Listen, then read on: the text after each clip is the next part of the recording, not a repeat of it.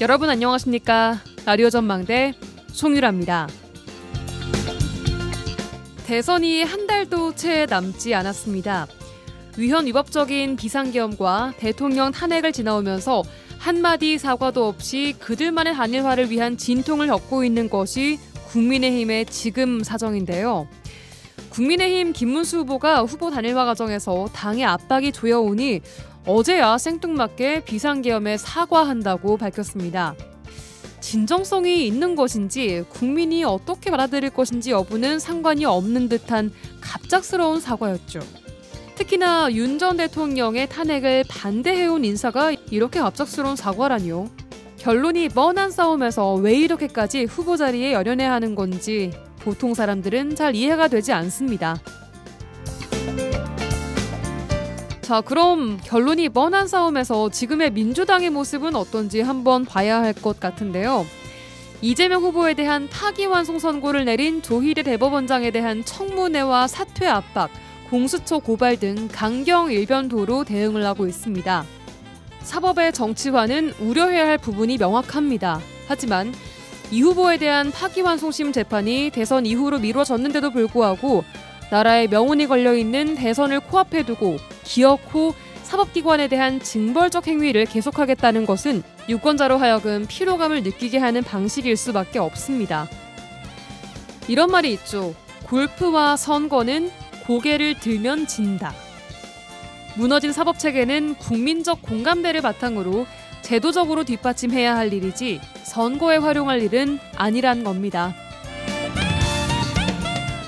오늘 라디오 전망대가 준비한 내용입니다. 지역 소식들 뉴스브리핑 통해 들어보고요.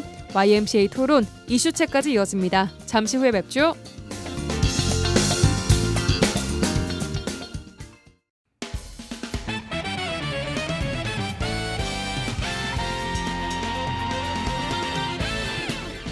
라디오 전망대 5월 9일 금요일 순서 출발합니다. 지역 뉴스부터 정리해보죠.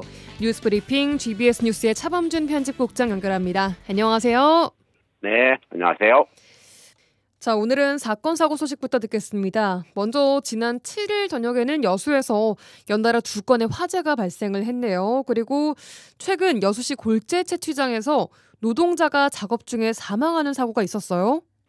네, 지난 3일 오전 여수시 화양면의 한 골재 선별 사업장에서 50대 남성 노동자가 작업 중이던 노도에 치여 중상을 입고 병원으로 옮겨졌지만 숨지는 사고가 발생해 경찰이 중대재해처벌법 적용 여부를 검토하고 있습니다. 예. 지난 7일에는 여수에서 2건의 화재가 연달아 발생해 주민이 부상을 입은 사고가 발생했는데 7일 저녁 여수시 문수동의 한 아파트에서 불이 나 50대 남성이 2도 화상을 입고 병원으로 옮겨졌고 그날 밤 10시 40분쯤에는 율촌면의 한 폐타이어 공장에서 불이 나 700만 원 상당의 재산 피해가 발생했습니다. 예. 경찰은 화재 사건과 관련해 각각 담배 꽁초와 공장 집진기에서 불이 시작된 것으로 추정하고 정확한 화재 원인을 조사하고 있습니다.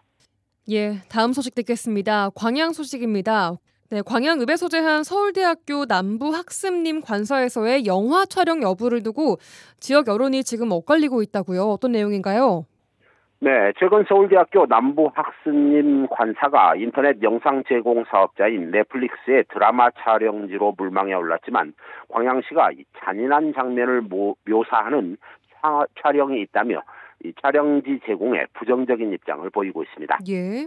이 언론 보도에 따르면 최근 넷플릭스는 국내와 일본의 최정상급 배우들이 출연하는 드라마 촬영을 위해 남부학습림의 관사 촬영 협조를 광양시에 요청했는데 예. 광양시는 영화나 드라마 촬영은 일반적으로 특별한 사항이 아니면 대부분 허가할 수 있지만 이번에 넷플릭스가 제작하는 드라마는 상황이 다르다는 입장입니다. 왜요?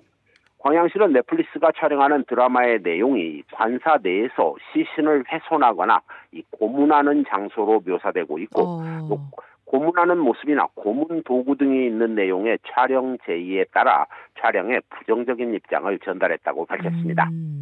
이 광양시는 국가유산청이나 다른 지자체에 촬영지 허가에 대한 여부를 문의해 본 결과 역사적인 문화유산의 의미를 훼손하는 내용으로 촬영 요청이 왔을 때는 불허한다는 국가지정 문화유산 촬영 허가 표준 가이드라인이 있어 광양시도 이 넷플릭스의 촬영 내용이 적합하지 않다고 판단해 촬영을 허가하지 않았다는 입장입니다. 예, 그러니까 뭐 가이드라인도 있을 뿐더러 그 내용 자체가 너무 잔인하고 또 역사적인 문화유산의 의미를 좀 훼손시키는 내용이 있어서 이렇게 허가를 하지 않은 상황인데 지역 일부에서는 그래도 넷플릭스 영화인데 이런 그 영향을 좀 고려한다면 촬영을 통해서 홍보 수단 삼아야 하는 것이 아니냐 이런 주장도 나오고 있다고요.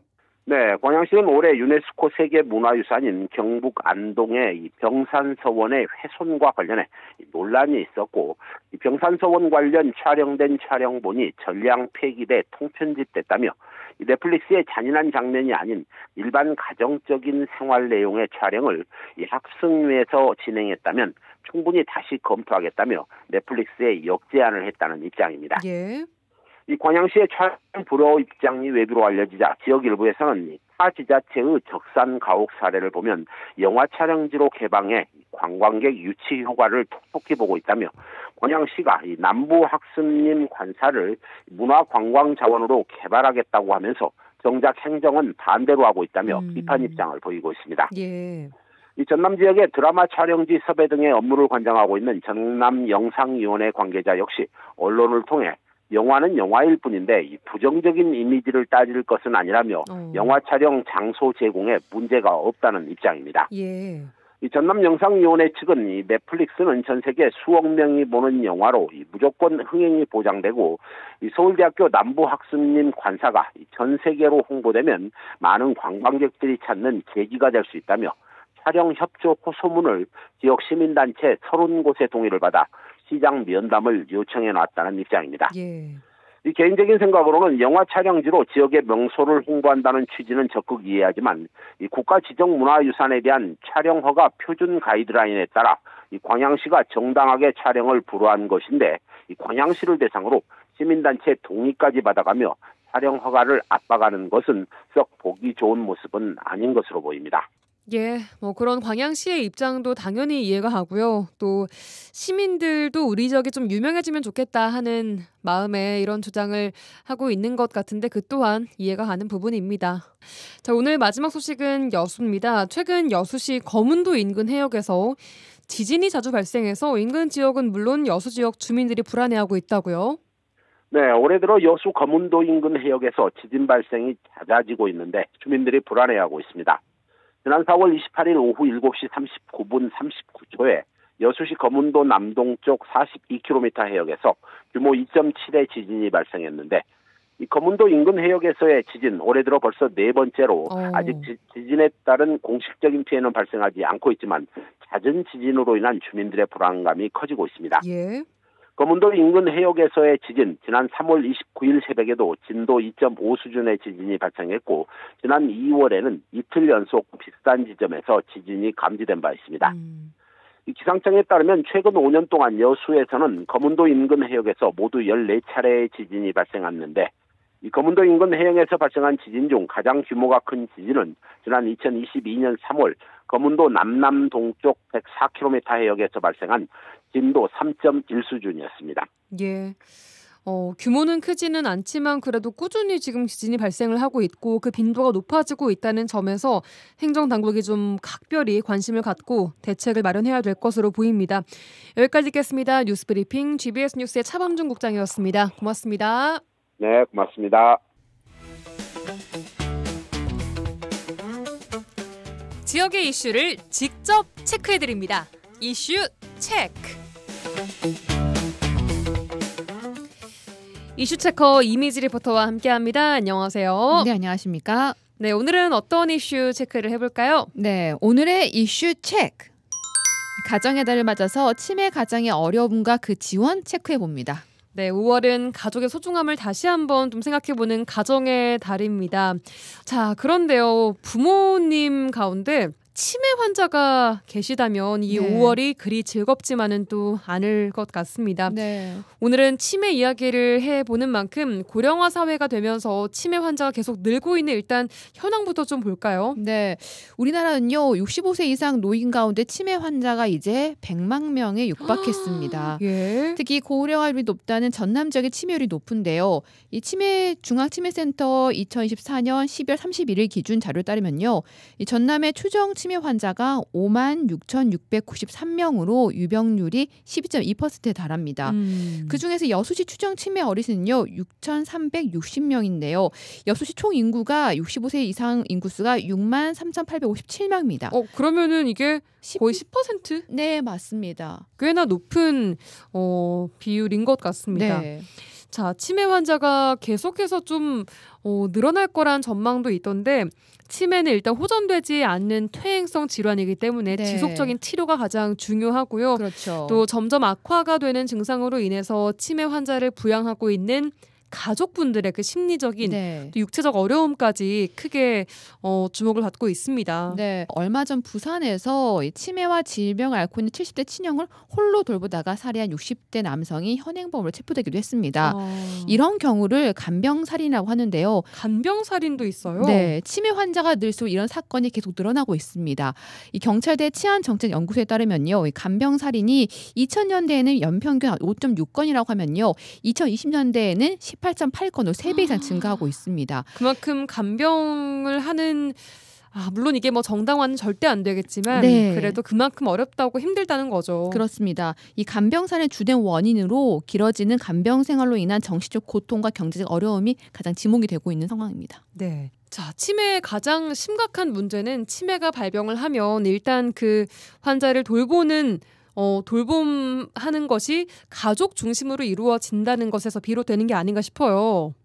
이 가족 중에요, 치매 환자가 생기면 가족 중에 여건이 되는 가족이 돌보거나 또 증상이 심해지며 요양병원이나 시설로 가게 되는데 평균적으로요 가족 돌봄 기간이 평균 27.3개월이라고 합니다. 또 부양하는 가족 한 사람뿐만 아니라 가족 모두가 신체적 정신적 필요가 큰데요. 그래서 요양보호사가 찾아오는 재가방문 요양 서비스를 이용하는데 이것도 대부분 하루 3시간 한 달에 24일 쓸 수 있고요. 서비스를 더 이용하기 위해서는 개인적 비용을 지불해야 합니다. 또 시설을 이용하기 위해서는 중증 치매가 돼야 되는데 한 달에 적게는 100만 원이 넘는 비용을 쓸 수밖에 없기 때문에 경제적으로 힘듦이 크다고 합니다. 현재 치매 어머니를 두고 있는 가족 얘기 들어보시죠. 집에서 지금 재가를 받고 있어요. 나머지 같은 경우는 저희가 이제 아침 저녁으로 퇴근을 해서 보고 이제 우리가 생활하면서 그냥 말은 경증인데 하는 행동은 거의 중증이죠. 이게 그 단계가 애매해가지고 이게 중증이라고 하면 이게 와상한데 누워 있어야만이 중증이다라고 이렇게 그쪽에서는 공단 측에서는 얘기하시고 이게 좀 약간의 활동을 하시는 경우에는 그건 경증으로만 판단을 하시더라고. 이게 우리가 또 부양해야 되는 의무도 있고 이러다 보니 이게 해주면 감사하고 안 해주면 그냥 우리 몫이 되는 거죠. 힘들어요. 왜냐하면 경제적인 것도 이렇게 그 지원이라는 것은 나라에서 30만 원씩 어르신들한테 지급되는 그거 말고는 병원비도 만만치가 않죠. 거의 120만 원에서 150만 원 사이에 그 달달이 부담을 해야 돼요. 대부분 이제 경제적으로 많이 자식들이 그렇게까지 달달이 내고는 못 살다 보니 이제 몸이 힘들 수밖에 없는 걸 많이 택하죠. 예, 현재 치매 어머니를 둔 가족의 이야기였는데 네. 뭐 시설 이용료 자체가 아까 말씀하신 것처럼 최소 100만 원에서부터 네. 시작을 하고 그리고 중증 치매가 돼야지만 요양병원에 입원을 하거나 할 수 있는데 네, 맞습니다. 이 중증의 기준 또한 와상 환자 그렇죠. 정도가 돼야 한다. 저희가 생각하는 거동이 되고 혼자 좀 어느 정도 할 수 있다라는 부분은 경증이라고 해요. 아무리 가끔 상황이 안 좋아지고 그렇죠. 한다고 하셔도 네. 아하. 그래서 경제적인 어려움을 부담을 하기 어려우니 물리적으로 이렇게 육체적으로 직접 그렇죠. 돌봄을 한다. 이 비용도요. 이 지역이 보통 120, 150이고요. 우리나라 기준을 따졌을 때 집에서 재가로 요양을 하시는 분들에게 보통 1년에 1,700만 원 정도 평균이고요. 시설 이용하면 3,000만 원이 넘는다고 해요. 그렇습니다. 이 치매 가족들이 겪는 어려움에 이런 경제적인 문제도 있겠지만 질병 자체에 대한 이해가 좀 부족해서 증상에 따른 대처에 대한 요령이 좀 부족해 어려움을 겪기도 한다고요. 네, 그래서 중앙치매센터가요 치매 상담 콜센터를 운영하고 있습니다. 누구나 쉽게 편리하게 전화 한 통으로 치매에 대한 정보, 또 돌봄에 대한 대처 방법 등 맞춤형 치매 상담 서비스를 진행하고 있습니다. 예. 이 돌봄의 시간이 길어질수록 정신적, 육체적, 경제적으로 부담이 큰 질병이기 때문에 이용 가능한 서비스를 상황에 따라 적절히 활용해서요 장기적으로 돌봄 부담을 줄일 수가 있습니다. 네, 각 지역마다 치매 안심 돌봄센터도 운영을 하고 있습니다. 네. 지역의 치매 환자와 가족들을 위해서 다양한 지원 사업들 하고 있다고요. 네, 치매 환자 돌봄이 여전히 환자와 가정의 책임으로 남겨지면서 사회 전반적 부담을 줄이기 위해서 지자체의 적극적인 대응이 필요한데요. 이 치매 안심센터에서는 치매 검진과 예방, 또 치매 조기 발견과 환자의 가족 지원 등으로 이 지역이 중요한 역할을 하고 있습니다. 여수보건소 치매 안심센터 맞춤형 사례 관리 백미연 담당 인터뷰입니다. 만 60세 이상 여수 시민 대상으로 해서 치매 선별 검사를 실시합니다. 이 선별 검사는 치매가 의심이 되냐 안 되냐 여부를 가려지는 건데요. 만약에 여기에서 인지저하, 치매가 의심이 되시면 저희가 정밀 검사를 진행하게 됩니다. 진단 검사는 신경심리검사인 검사를 여수시 치매안심센터에서 진행하고, 간별 검사는 여수 혈액병원인 여천전남병원, 여수전남병원, 제일병원 중 한 곳으로 연계하여서 머리 CT, 피검사까지 해서 진행을 하고, 이 검사 비용을 저희가 지원을 해드립니다. 이렇게 해서 치매 진단을 내리게 됩니다. 그리고 치매 진단이 내려지고 난 이후에는 지참 서류를 챙기셔서 저희에게 내수하시면 치매 치료 관리비 지원을 해드리고 있습니다. 치매 약값을 월 3만 원 한도 내에서 지원해드리고 있으며 조호물품 지원을 해드리고 있습니다. 치매 어르신 실종 예방 사업이 있습니다. 치매 어르신들 대상으로 인지 기능을 더 강화시킬 수 있는 프로그램을 진행하고 있고요. 인식 개선 교육 및 홍보 활동을 하고 있습니다. 네, 여수보건소 치매 안심센터 맞춤형 사례 관리자 인터뷰 듣고 왔습니다. 진단검사, 간별검사 여러 가지 또 검사들이 또 있네요. 네, 가면은 맞습니다. 쉽게 받을 수 있는 건가 봐요. 보니까. 네, 시민 누구나 가서 65세 이상이면 가서 할 수 있습니다. 예.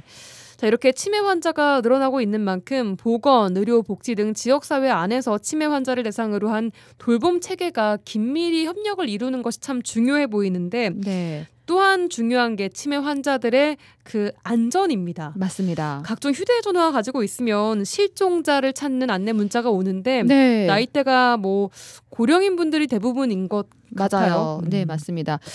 그중에서 뭐 대부분이 치매 노인인데요. 이 문자는 실종 경보 문자 메시지입니다.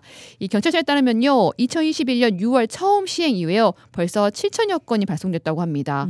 이 중 치매 환자가 가장 많은 수를 차지하는데, 치매 환자가 늘면서 치매 환자 실종 신고도 늘어나고 있습니다. 경찰에서는요, 치매 환자를 위해서 지문과 주소, 보호자 연락처 등을 미리 등록하는 지문 사전 등록 제도를 이용하면요, 만약에 있을 사고를 대비할 수 있다고 얘기합니다. 여수경찰서 여성청소년과 이정수 경위 얘기 들어보시죠. 파출소나 경찰서에 가까운 곳에 방문하셔가지고 가족 우리 보호자 등록을 해야 되기 때문에 보호자 등록하실 수 있는 분이 신청서를 작성하셔가지고 그 지문이랑 사진이랑 찍어야 되기 때문에 같이 방문하시면 됩니다. 저희가 그 목적이 길을 잊어버리셨거나 가족들과 이탈이 됐을 때 찾는 게 목적이기 때문에 전국에서 다 조회가 가능하고요. 본인이 집이 어디고 이런 거를 인지하시지 못한 분을 발견하게 되면 그 112나 파출소로 신고가 되는데, 이럴 때 파출소에서 지문이나 사진으로 저희 내부에 있는 시스템으로 검색을 해서 찾게 됩니다. 파출소는 24시간 언제나 가능하니까 그런 거에 제약 없이 방문하셔서 등록해 주세요. 이런 게 있어요. 네, 지문 사전 등록제도. 보통 우리가 아이들이나 장애인을 태어나는데 이제는 치매 환자들도 등록이 가능합니다. 이런 정보를 가지고 있으면 확실히 쉽게 그렇죠. 가족에게 인계를 할 수 있기 때문에 이런 정보를 파출소에서 받고 있습니다. 네, 이 초고령 사회 속에서 치매 간병이 한 가정이 아닌 사회 모두가 함께 분담하고 고민해야 한다는 적극적인 대응이 필요해 보입니다. 여기까지 듣겠습니다. 이미지 리포터와 함께했습니다. 고맙습니다. 네, 감사합니다.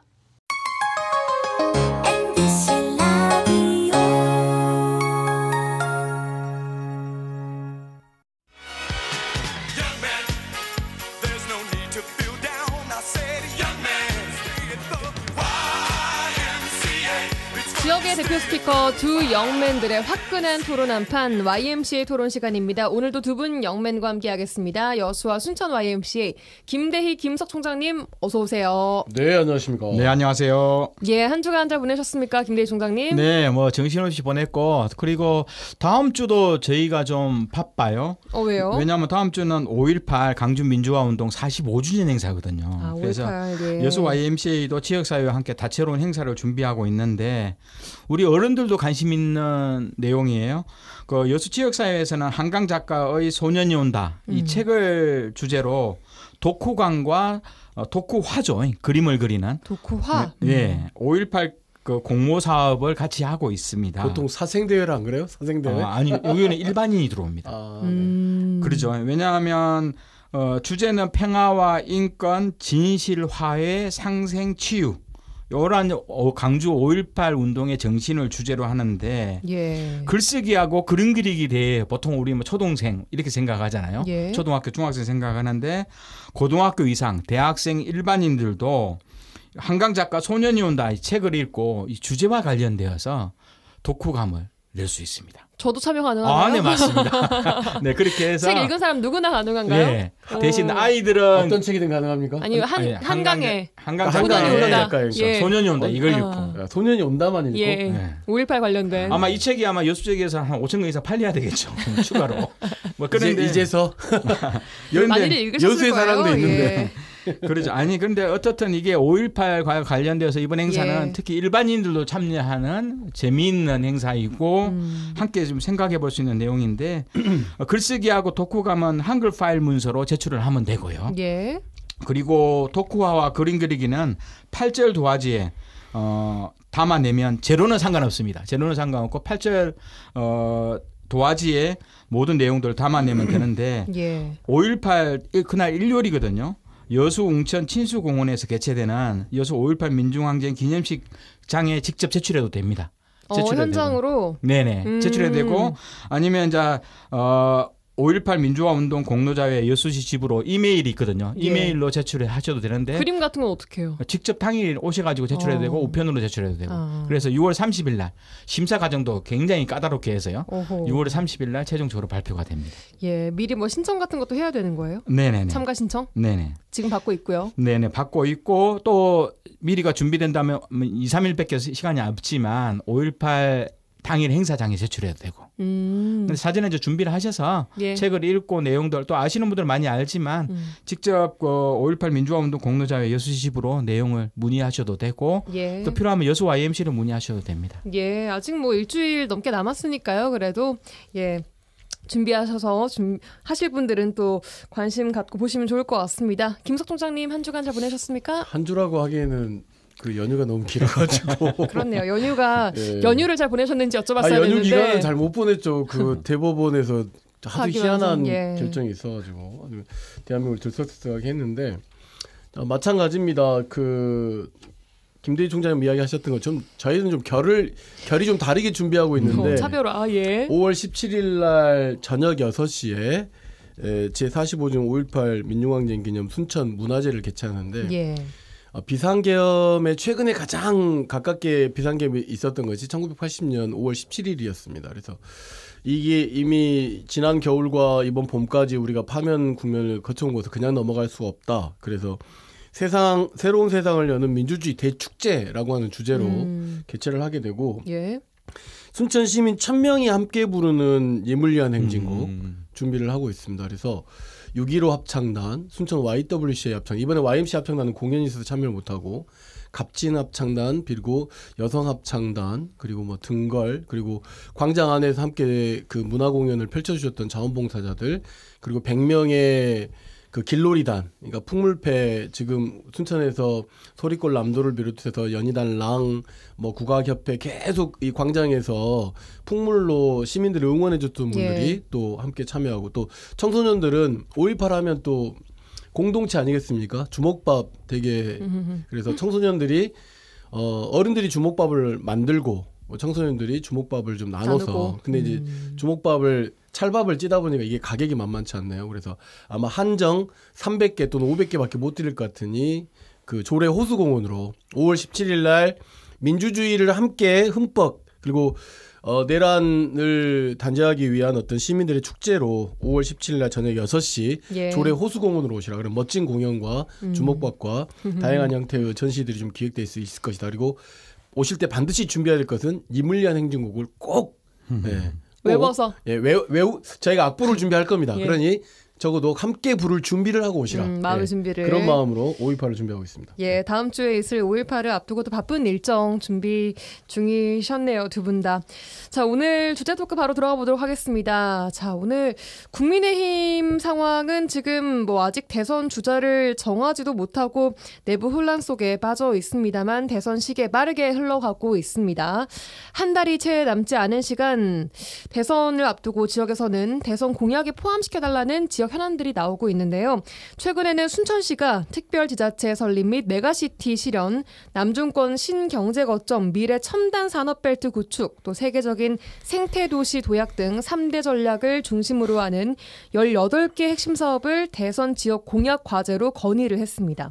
먼저 오늘 이 내용부터 살펴보고요. 이어서는 지난주에 이야기를 나눴던 산업위기 선제 대응 지역 관련해서요. 이 국가산단 내에서도 구조 개편, 구조 조정 등의 이야기가 나오고 있습니다.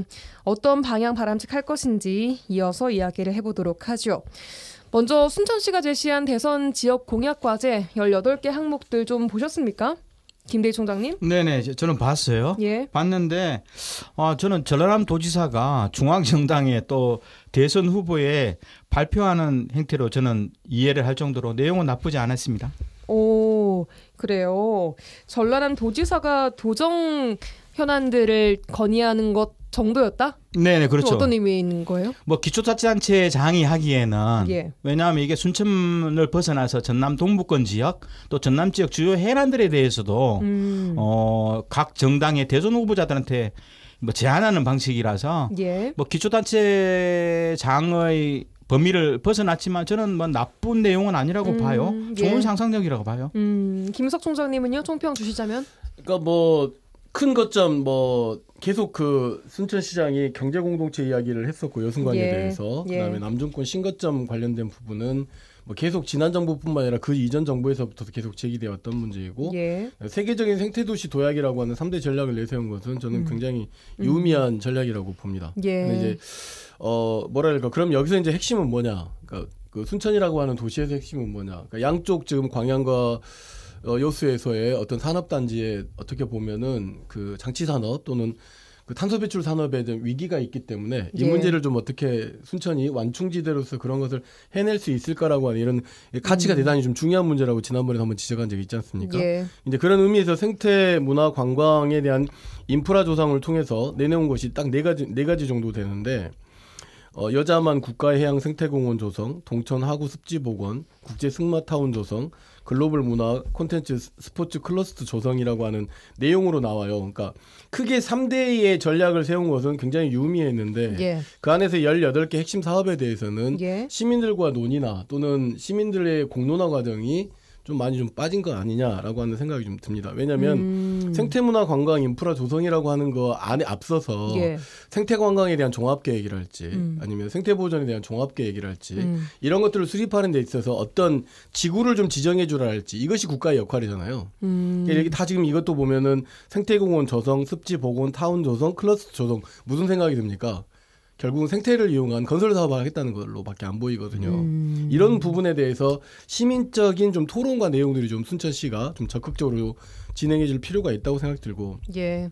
미래 첨단 산업 벨트 구축 관련된 내용도 대단히 저는 유의미하다고 생각해요. 예. 근데 이제 이 중에 굉장히 좀 중요하게 사회적 합의가 필요한 내용이 하나 들어가 있어요. 예. 다름 아닌 전남 방위산업 혁신 클러스터 조성이라고 하는 내용인데 이 구체적인 내용에 대해서는 제가 알 수가 없습니다. 지금 네. 언론에서 나와 있는 정보밖에 알 수가 없기 때문에 예. 갑자기 전남 방위산업에 대한 혁신 클러스터 조성이 어떤 그 사회적 합의나 내용이 있었기 때문에 가능한 것이겠는가? 이거 좀 굉장히 좀 논란이 될 수 있는 문제이거든요. 왜냐하면 한화가 이쪽 지역에 우주 산업을 유치하면서 많은 의심들이 몇 가지 중에 하나가 있는 것이 예. 군수 산업이 이 지역으로 오는 거 아닌가라고 하는 게 있었고 광양 항구 관련돼서 여러 가지 좀 그런 이야기가 있었단 말이에요. 네, 미군 기지청 문제가 있었죠. 예. 무슨 이야기냐면 이 문제는 굉장히 좀 민감한 문제일 수 있기 때문에 이 부분에 대해서는 순천시의 자세한 설명이 있어야 될 것 같고 그런 것이 좀 필요하다고 보여지고요.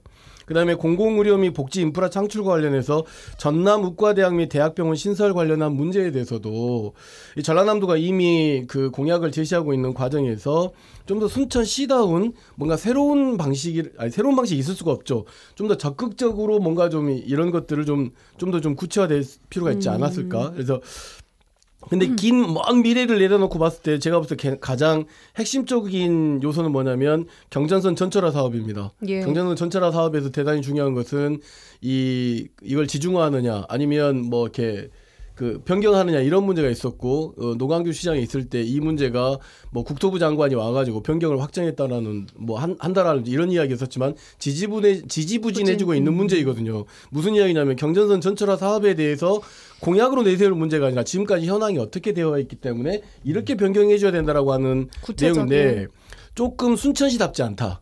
세계 전략은 조금 의미가 있는데 나머지 세부 과제는 그동안의 순천시답지 않큼 굉장히 좀 날림이라는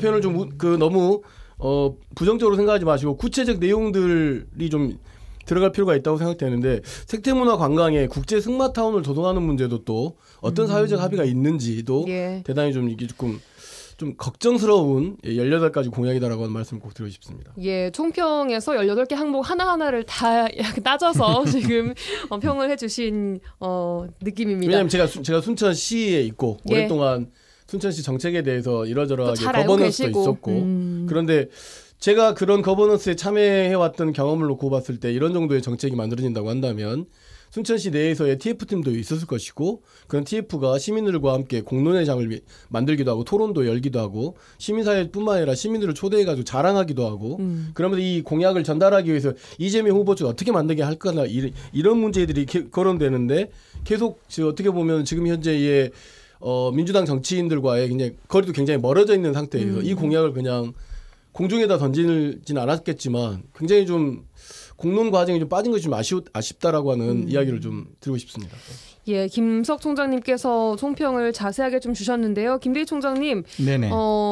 각각의 이 핵심 사업들 보시고 비슷하게 좀 느끼셨습니까? 어떠세요? 저는 그 특별지자체 성립 인구 한 70만 여순강을 의미한 거죠. 좀 더 나머지 6개 시군으로 간다면 인구 한 85만 정도로 갈 건데 동부 지역. 저는 메가시티 출범 영역하고 특히 이제 영남 쪽의 서부권들 포함하는 문제하고 뭐 의과대학이나 병원 설립 문제 이런 뭐 3가지 정도 영역은 뭐 충분히 정책 비전적 측면 속에서 제한할 수 있다고 좀 봐요. 예. 다만 이를 하기 위해서는 전남 지자체 나머지 지자체하고 또 시민들하고 공론화 과정 절차들 이건 뭐 노광규 시장이 해당 공무원들하고만 논의해서 나온 것처럼 보이거든요. 그런 절차적 문제에 대해서 저는 그것 말고는 나머지 뭐 충분히 앞으로 필요성들을 추정할 내용들은 저는 가능하다고 보고 나머지 경전철 전철화 문제하고 경전선 전철화 문제하고 공공건축지원센터 건립 등은 저는 실현 가능하다고 봐요. 특히 여수도 목포에서부터 부산까지 3시간 이내에 철도화 문제는 굉장히 중요한 문제거든요. 그러면 여수에서도 부산까지 한 2시간 정도 갈 수 있는 거리라면 뭐 하루에 한 오전 오후에 한두 시간 정도 순천을 통해서 경전선 라인으로 복귀하는 과정도 저는 나쁘지 않던 영역이고 이것은 전남 동부권 지역의 생태 문화 관광의 중심지로 하기에는 가장 좋은 철도 교통이 나머지 역할을 많이 한다고 보는 거고요. 그리고 공공건축지원센터는 우리가 그동안 이제 말로만 알았던 건축 영역에서만 이해한 영역인데 특히 기초지자체를 포함해서 모든 공공기관의 건축물들을 좀 더 지역의 가치관을 담아내는 공익적 건축물로 만들어내자. 그래서 시민들의 문화의 공간이고 그러면서 건축 디자인도 고민하는 것이 공공건축지원센터인데 그동안에 부산 경남 또 대구 경북 또 충청 경기도 정도만 도교육청과 또 광역 지자체 정도가 지원센터를 설립해서 대체적으로 건축물을 만들 때부터 그 기능과 역할 디자인을 점검해보는 행태인데요. 전남 지역이 없어요.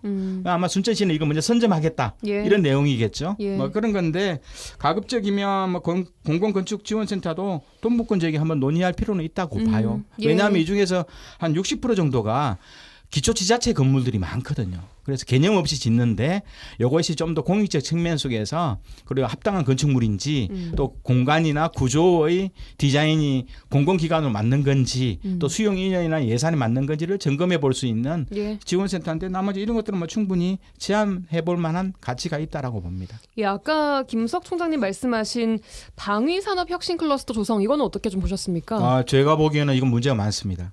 왜냐하면 지난 10년 전부터 주한미군에 한국 지역의 기지착 문제를 광양항으로 하겠다는 논란이 한번 있었고요.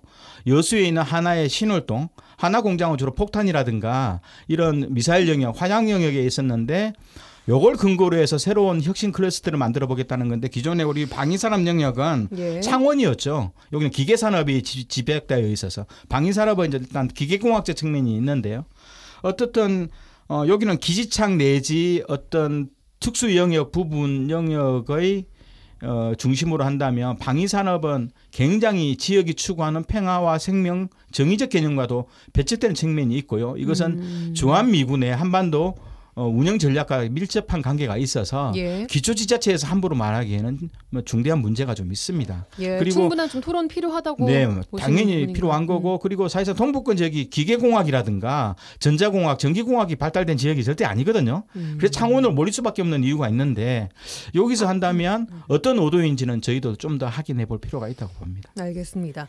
자, 순천 이야기를 좀 들어봤고요. 여수시나 광양시도 이제 대선 지역 공약 과제로 좀 건의를 잘 해야 할 텐데 어떤 것을 제시해야 한다고 좀 보세요, 김석 총장님. 일단 어떤 것이라기보다 앞에 순천시에서 이야기했다시피 저는 이제 순천시 공약 과정에서 평소 노광규 시장이라고 한다면 그런 공약들이나 이런 것들을 시민들에게 열어놓고 같이 수렴하고 자랑하는 걸 되게 좋아하는 과제가 됐는데 예. 일단 기본적으로 정책이라고 하는 게 정당성이 좀 있어야 된다고 생각하거든요. 예. 그러니까 시민이 어떤 수요를 요구하는지 그것이 그래서 시가 해야 될 일이 뭐고 도가 해야 될 일이 뭐고 그다음에 국가가 해야 할 일이 뭔지 그래서 그걸 국가에다 요청하는 과정들이 필요하잖아요. 그럼 그런 과정들에 대한 일단 기본적인 사회적 학습과 공동의 비전이 필요하다고 보는데 예. 이런 차원에서 놓고 본다고 하면 여수시와 광양시에서 제시할 수 있는 공약들은 산업의 위기와 관련된 문제입니다. 실생활과 관련된 시민들의 삶에 가장 저변에 깔려 있는 것은 경제적 불황의 문제도 있지만 이 경제적 불황이 짧은 기간이 아니라 이 산업의 위기로 인해서 긴 시간 동안 길어질 수 있는 문제에 대한 불안감들이 지금 현재 다 존재하고 있는 거거든요. 여수인가 모두에게. 그렇기 때문에 여수시와 광양시의 제1번의 핵심은 산업위기 선제 대응과에 따른 이 회복과 복원을 위한 전환에 대한 노력을 국가 차원에서 어떻게 할 것이냐. 이게 저는 1번 공약이 된다고 생각하고 예. 두 번째는 이제 연관해서 좀 다른 측면이죠. 어쨌든 탄소 중립과 아리백이 전 세계적 그 어떤 기후위기 대응하기 위한 경제적인 하나의 어쩔 수 없는 방법을 채택할 수밖에 없는 과정인 거잖아요. 그런 여수 산단과 광양에서 산업체제 전환을 위한 이 역할에 대해서 국가가 적극적 투자와 또는 그것이 필요한 기구를 설치해달라. 그러니까 전라남도가 중간에 끼는 게 아니라 정부 차원의 국가기구를 설립해달라고 하는 것들이 굉장히 좀 강하게 요청돼야 될 것 같다고 생각하고 세 번째는 여전히 우리 지역의 가장 좋지 않은 인프라, 의료복지 인프라 확충을 위해서 정말 이 여수, 순천, 광양 세 개 도시가 힘을 합쳐가지고 전남의과대학을 굉장히 강력한 공약사항으로 제시돼야 된다라고 하는 말씀을 드리고 한 가지만 더 붙이자면 교육과 관련된 문제에 대해서도 좀 더 의미 있는 공약들을 좀 내세울 수 있었으면 좋겠고 뭐 어른학습이랄지 좀 더 왜냐하면 정주 여건이 충분하게 불안한 가운데서의 아까 제가 중요하게 정책의 정당성 이야기하고 또 하나는 사회적 학습과 공동 비전 이야기했잖아요. 뭔가 이런 것들이 가능한 어떤 사회적 비전을 학습하고 이런 것들이 좀 가능한 형태의 교육과 관련된 내용들을 좀 인프라뿐만 아니라 소프트웨어도 가져오게 된다면 그것을 좀 국가가 지원하는 방식으로 그것이 인구 소멸이 됐든지 간에 아니면 여러 가지 뭐 당위성들이 있을 수 있기 때문에 그런 것들을 좀 제시할 필요가 있지 않을까 싶습니다. 예, 이런 사항이 또 나오는 과정 또한 정당성 있게 시민의 수요를 잘 반영해야 한다. 정책이라는 게 정당성이 있어야 되는 거지 똑똑한 사람의 머리에서 나오는 건 정책이 아니라 그거는 아이디어이거든요. 알겠습니다. 김대희 총장님. 네네. 여수시나 또 광양시 어떤 과제를 좀 제시해야 한다고 보세요? 뭐 어제 8일날 여수시 의회가 대선 공약 영역을 좀 제안했더라고요. 역시 이제 순천시에서 한 것처럼 시의회가 했는데 저는 아까 김석 총장님 이야기가 맞다고 봐요. 일정하게 동부권 지역은 어떻든 철강과 석유화를 중심으로 하는 경제 공동체예요. 순천도 마찬가지고요. 왜냐하면 대부분의 사람 맞습니다. 30%가 광양과 여수에서 같이 생존의 거리를 가지고 있기 때문에 앞으로 이 철강과 석유화라는 20세기 우리가 말하는 제조업, 탄소를 많이 배출하면서 만들었던 일반 제조업이 21세기 새로운 최첨단 제조업으로 어떻게 변화할 것인지 문제. 이건 공동 대응해야 된다. 그러면서 두 번째로는 그러면 탄소 중립과 관련된 재생에너지 확대를 어떤 식으로 하고 또 이걸 하기 위한 여러 가지 송배 전망들을 어떻게 할지 지역사회 공동 입장이 필요한데 저는 두 번째 영역으로는 그럼에도 불구하고 관광 영역, 생태 관광 영역, 여수를 중심으로 해양 관광 또 순천을 중심으로 연안 습지와 생태계 문제, 광양은 지리산과 백운산을 중심으로 하는 육상 생태계 영역이 같이 움직이거든요. 1시간 이내에 이러한 엄청난 관광 자원이 있다는 건 엄청나거든요. 그렇기 때문에 이러한 생태 관광 영역들을 공동으로 어떻게 대응할지 우리나라 최고의 생태 관광 벨트 지역으로 어떻게 묶어낼지 고민이고 또 이것을 뒷받침하기 위한 대중교통 인프라. 아까 경전선도 중요한 축이 돼야 돼요. 앞으로 남해가 3년 이후에 여수권으로 교통은 여수권으로 오거든요. 그러면 여수역에서 바로 경전선을 통해서 부산으로 갈 수도 있고 광주로 갈 수 있는 이런 어마어마한 경전선 인프라와 또 여수는 고속도로 연장도 필요하고요. 여러 가지 그리고 또 광역 단위로의 교통 인프라, 동부권 지역이 어떻게 상호 연결하는 대중교통 인프라를 만들어낼지 뭐 이런 것들도 중심으로 하는 대중교통 인프라, 또 여수공항을 어떻게 국제할지. 그러니까 이 이야기 들어보면 여수, 순천, 광양이 각각의 공약으로는 안 되는 거예요. 그렇죠. 같이 가야 되는 다 연계되어 있는 하나의 거죠. 공동체적으로. 생태관광 벨트만 놓고 봐도 백운산, 해양, 순천만 이렇게 연결될 수 있는 거고 또 순천만은 여자만 생태 관광하고 같이 연결돼 있거든요. 그렇기 때문에 세계 도시가 얼마나 협력해야 되고 정말 행정협의회에서 뭘 좀 잘 해봐야 될 것 같아요. 좋은 파트너십이 있어야 된다라고 하는 걸 계속 공약을 제시하면서 알겠습니다. 거론이 되는 거죠. 그리고 실제로 여수 공항의 그 국제선 여객 지함은 여수만 아니라 순천 광양도 굉장히 요구하는 영역이거든요. 그럼요. 자, 두 분이 그래도 1번으로 좀 공약이 되어야 한다고 해주신 부분이 경제 부분입니다. 지난주에 저희가 여수시의 그 산업위기 선제 대응 지역 지정 이야기를 나눠봤었는데 후속 조치에 대한 소식이 일주일 동안 또 뜨겁게 들려왔습니다. 일단 단순한 지원을 넘어서 구조 전환의 시작이라는 건데 산업부가 상반기에 글로벌 컨설팅사의 그 보고서가 있더라고요. 이걸 토대로 구조 재편 방향을 좀 제시할 거다라는 또 발표를 했습니다. 자, 기업들도 나름대로 지금 위기 대응에 나서고 있습니다. 이번 주에는 LG화학이 사택을 철수한다 이렇게 좀 밝혔습니다. 이 부분 어떻게 좀 보셨어요? 김대희 총장님. 제가 보기에는 여수산단이 3, 40년 전부터 그 조성되는 과정 속에서 물론 이제 가장 긴 것은 50년 전부터 조성되었지만 3, 4년 전부터 여수산단 배후단지로 이 사택 부지가 좀 정해졌었어요. 그래 거의 공장처럼 그러면서 수많은 간편한 그러니까 쉬운 토지 매입과 또 수많은 세금 감면 혜택들이 있었어요. 그러면서 이제 3, 40년 지나니까 이제서야 매각하겠다. 회사가 어려우니까. 근데 문제는 핵심은 그 돈으로 뭘 할 거냐가 안 나와 있어요. 맞아요. 그러니까 뭐 재개발하겠다고 밝힌 것은 아직은 없습니다. 아직은 없습니다. 그 돈으로 뭘 할 건지는 회사는 말은 없어요. 지금 어려우니까 우리 적자니까 이거 팔아가지고 적자 보존한다 그러지는 않을 것 같아요. 근데 지금은 뭐 돈이 필요해라고 이야기를 하고 있긴 하지만 실제 그 돈으로 뭘 할 거냐. 이 문제가 우리는 정확히 정보가 없다. 회사가 밝혀야 되는 측면이 좋지 않은 있고요. 시그널입니다. 사실은. 그렇죠. 그러면 이 돈으로 그러면 서울에 쓸 거냐 이렇게 나올 수도 있는 거거든요. 서울 본사에서. 그것도 있지만 국가산업단체에 대한 구조조정이 시작됐다라고 하는 것을 보여주는 시그널이어가지고 썩 좋은 신호는 아닙니다. 이 기업의 사택을 중단한 문제에 대해서는. 그렇게 보신 이유는요? 저는 굉장히 좀 LG화학이 이 부분과 관련해서 지역 안에서 성장한 기업이고 또 대기업이고 또 사랑받기도 했고 때로는 또 뭐 여러 가지 역할도 좀 했지만 이 기업의 사택을 중단한 결정은 뭐 이해는 돼요. 고정비를 좀 줄이고 뭐 근무 형태도 많이 변화됐으니까 뭐 그래서 지역 정주 여건과도 좀 굉장히 오래된 시설이기 때문에 이건 이해가 되는데 좀 적어도 이런 걸 지역 사회에 미치는 파장들도 좀 고려했어야 되는 거 아니겠는가. 그러니까 구조전환에 맞물린 해석이긴 하지만 굳이 이렇게까지 선제 대응을 할 필요가 있었을까? 혹시 왜냐하면 무슨 얘기냐면 LG 화학이 철수 하나라고 하는 의문점을 들게 만들잖아요. 그렇지 않습니까? 저는 그렇게 받아들일 수 있다고 보거든요. 네. 그런데 실제로 3, 4년 전에 어떻게 보면 이제 여수 쪽에 가장 노른자의 땅들, 바다를 끼고 있고 가장 소호동 얼마나 좋아요. 교통의 핵심들 여기를 벌써 선점을 했거든요. 몇만 평씩. 이게 다 이제 사택 부지인데 앞으로 개발이 가장 잘 될 수 있는 곳인데 저는 이 과정 속에서 그 회사가 수천억을 투자해서 만든 땅들이 아니에요. 손쉽게 그냥 거저 얻었던 땅들이고. 제가 말하는 게 이거거든요. 예. 그리고 수많은 세금 감면을 다 받았던 거예요. 득과 특혜와 모든 것을 다 만들어졌었는데 국가산업위기 상황이 터지자 이 사택을 이렇게 하는 과정이 좀 더 의미 있는 방법을 먼저 제시할 수 있었을 텐데. 예. 그래서 뭐 지난 몇 년간도 재개발을 하겠다고 했었는데 이게 특혜 시비 때문에 번번이 좀 하나케미칼이라든가 예. 뭐 금호소기가 일본 팔기도 했지만요. 예. 롯데케미칼이라든가 다 지금 연결돼 있거든요. GS 카테스까지. 그래서 시민사회 여론을 잘 좀 들어봐야 될 것 같은데. 시민사회 여론은 일단 절대 반대한다. 아니, 특혜는 받을 때까지 40년 동안 해놓고 지금 이것도 민간 건설회사 파는 거거든요. 그 회사가 직접 개발한 게 아니라 민간 건설회사에 팔아서 그 남는 이윤으로 뭘 하겠다는 건데 그럼 그동안 뭘 할 건지 정확히 안 나온 거고 또 한편으로는 또 일부 여론은 좋다 그러면 조건부 개발을 해주자. 허가는 해주되 개발 이익은 100% 지역사회 한수토록 하자. 그럼 기업은 안 한다겠죠. 그럼 결국은 이 문제에 대해서는 지역사회가 그렇게 편하게 보진 않아요. 반대 의견이 상당히 많습니다. 예. 한 70, 80%는 반대하는 의견이 그래요. 많기 때문에 어떻든 이 문제는 많이 팔더라도 이건 지역사회에 100% 기부해야 된다.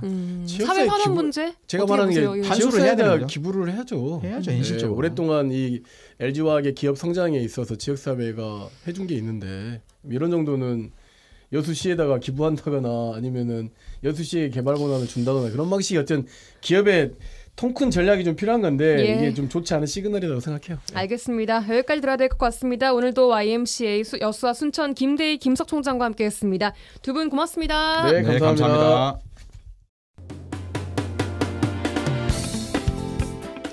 라디오 전망대가 5월 9일 금요일에 준비한 내용은 여기까지입니다. 저는 다음 주 월요일에 돌아오겠습니다. 구성 이선화, 연출 송유라였습니다. 고맙습니다.